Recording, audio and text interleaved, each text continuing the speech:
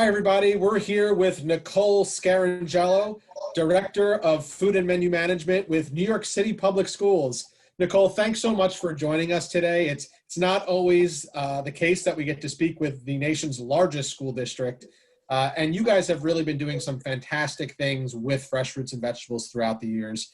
Can you give our audience today a sense of really how many students New York City Public Schools was feeding on a daily basis, maybe before COVID-19, and kind of now what you guys are doing to feed students both the spring, summer, and into the current school year? Sure. So thank you, Andrew, for having me. Really happy to be here and be part of this with United Fresh. So just want to say thank you so much. New York City, normally we were serving close to 900,000 meals, a little, over that, 960,000 meals a day, including breakfast and lunch. Of course, back in March when the school shut down, we saw a significant drop. Nobody knew what was going to happen, but as we, every single day didn't skip a beat and continued to open up feeding sites and, rec centers, as we call them, which were places where first responders children were able to go.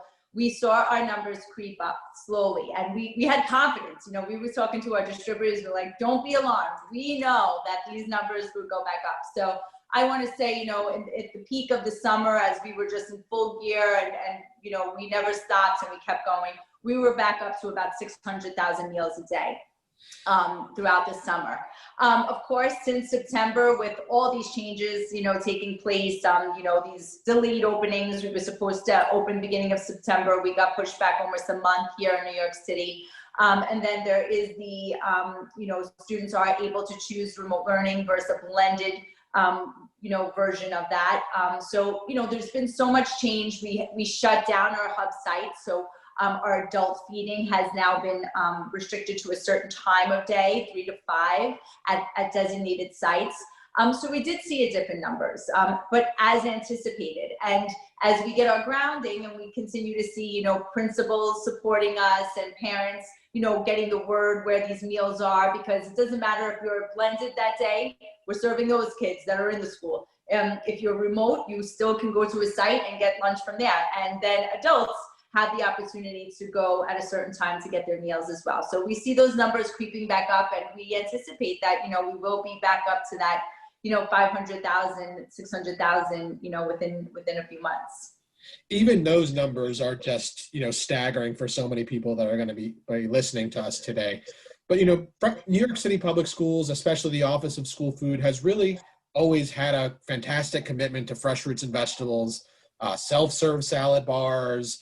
I know that you guys are doing some Meatless Mondays and even doing some work to incorporate a lot more New York grown product into your menus. Can you share, how you guys are continuing to offer fresh fruits and vegetables now that you got kind of that blended model of students where some are in-class learners and they're doing grab and go, and then you've also got those students that are distance learners and they're coming by the school to pick up a meal each day. So can you share how fresh produce has been incorporated into those? Yeah, sure. It's kind of wild. It was never even a thought in my mind to stop fresh produce. It never was like, oh, that needs to cease. We can't do that anymore. That never even crossed my mind. I guess because our menus before that, did support fresh produce in so many ways. So if we weren't just relying on our salad bars to support the fresh produce, even though we did have, almost all of our schools have salad bars. And when I tell you, like, gorgeous, beautiful salad bars done every single day. But we also did do a lot of grab and go salads as well. So that was a daily option on our K-8, our citywide menus. So that was already there. A lot of our different wraps and sandwiches also included, fresh produce. And our salads, our little side vegetable salads and recipes. So we always, really prided ourselves in that we didn't just have salad bars, we incorporated a lot of our recipes into having and supporting fresh, produce. So as we made the switch from our traditional hot menus to these cold grab and go type menus, even in the hub, which we called like these distribution centers for meals throughout the summer and in the spring, into what the menu is. we continued serving the grab and go salads that had all the fresh produce, our wraps that had fresh produce, our recipes. So like, for instance, if we do a cold, chickpea salad, we're still using fresh celery, shredded carrots, fresh red peppers to get the color. So we never stopped, and not only that, I also felt it was my responsibility, as being the director of menu management, to not just throw away all the good that we have worked, that we have worked to achieve as a city. There's many organizations behind us and that support us in really creating and supporting the fresh produce. So I felt it was part of my responsibility as we continue to change these menus, and as we continue to change these menus in this evolution of what we are in right now. Absolutely. It seems like it's part of the culture at New York City Public Schools, which is fantastic. Another program which you guys have, I believe, 50 plus or so schools engaged in is the Fresh Fruit and Vegetable program.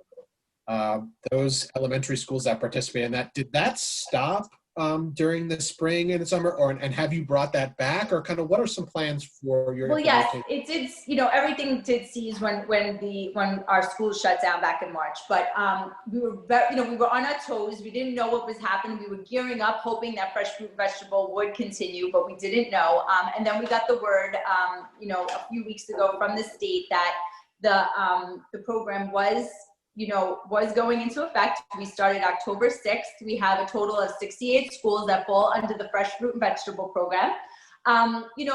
What we're doing now is we have our menus that are created, and we're just going by the daily attendance, and we're creating our meals, our snacks with the fresh fruit and vegetables based on the daily attendance, and we're continuing. We're going forth.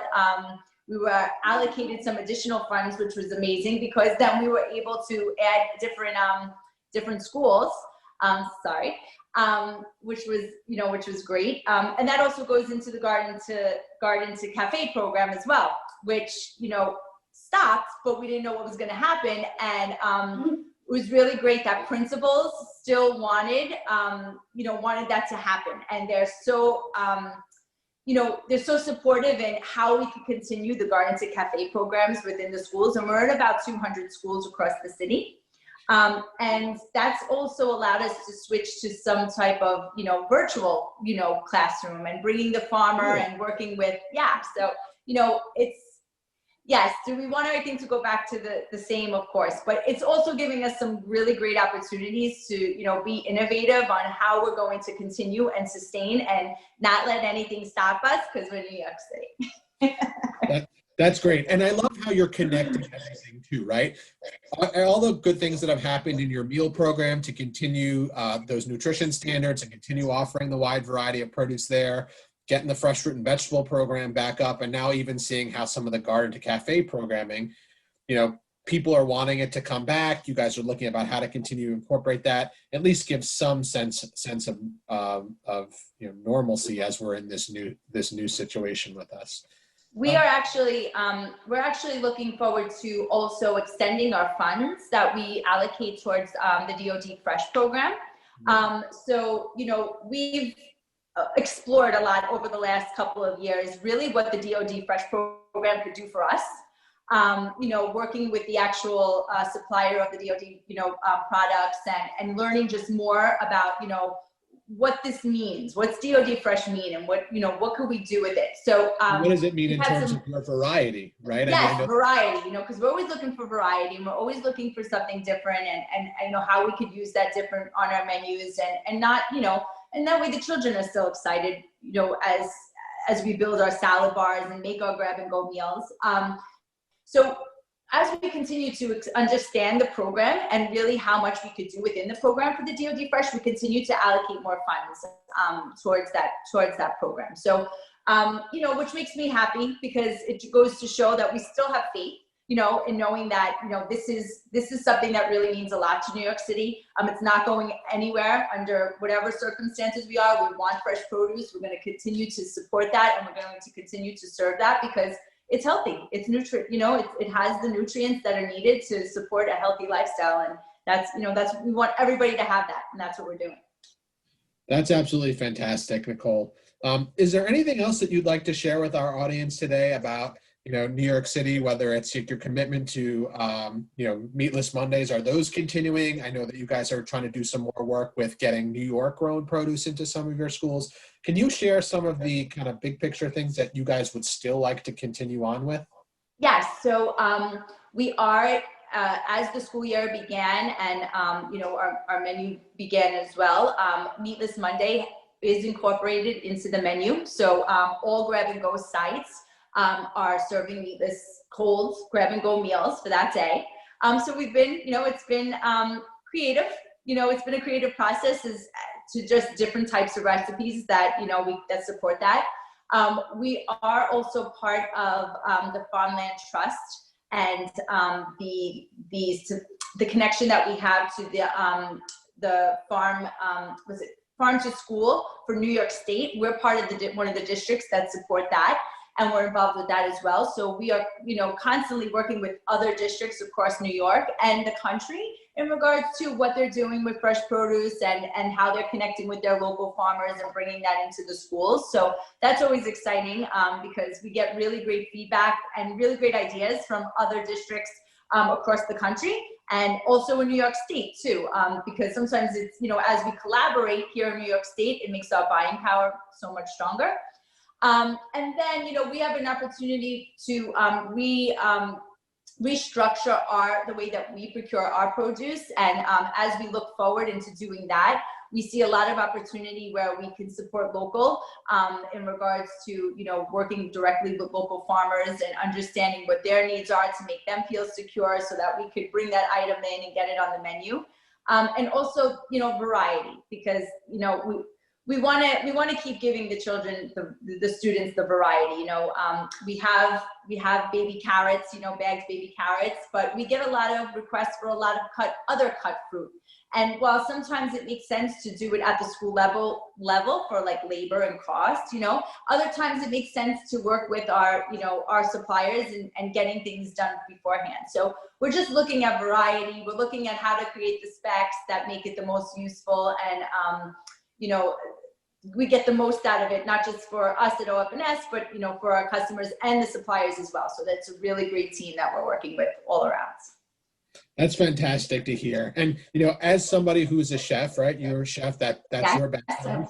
Are New York City schools getting back to some scratch cooking at this point? I know you guys have a great partnership with Brigade, and you guys are doing a number of things to bring back some scratch. Obviously, we know it's not going to go back to normal right away, but it seems like you guys are still moving more towards in that direction to continue what you're doing. Well, yeah, I mean, it was really great when we started working with Brigade, because it was really great to also showcase all the current scratch that we do on all of our citywide menus, So us bringing in this fresh produce and, using fresh spinach, using baby kale, using, fresh broccoli on our menus every day, as our vegetable item or incorporated into a recipe. There's so much scratch that's happening on every menu and in all our meals, not just specifically a few schools, So it was really great to make that connection with Brigade and then be able to highlight all the scratch cooking that we do every day in all of our schools. And, fresh produce was one of the best ways to really highlight that and continue that and, really make that connection with, this is a raw product that we're getting into the schools. And, just like you would at your home or just like you would in a restaurant, and we're seasoning it, we're creating this recipe for it, and it's ending up in front of your children, to serve to them. So scratch cooking is happening always. That's great. So Nicole, before we wrap up, let me just ask you, it seems like you guys are certainly continuing with the school lunch nutrition standards that were put into place with Healthy Hunger Free Kids Act. Would that be accurate?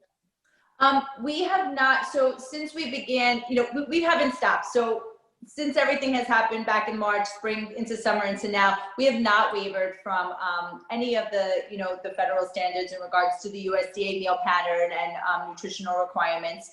And in addition, as we had to bring in some new product or evaluate for brand approval and things like that, we have not also wavered from the New York City food standards in regards to their, what we need in those for nutrient-wise, as far as nutrient-wise with that as well.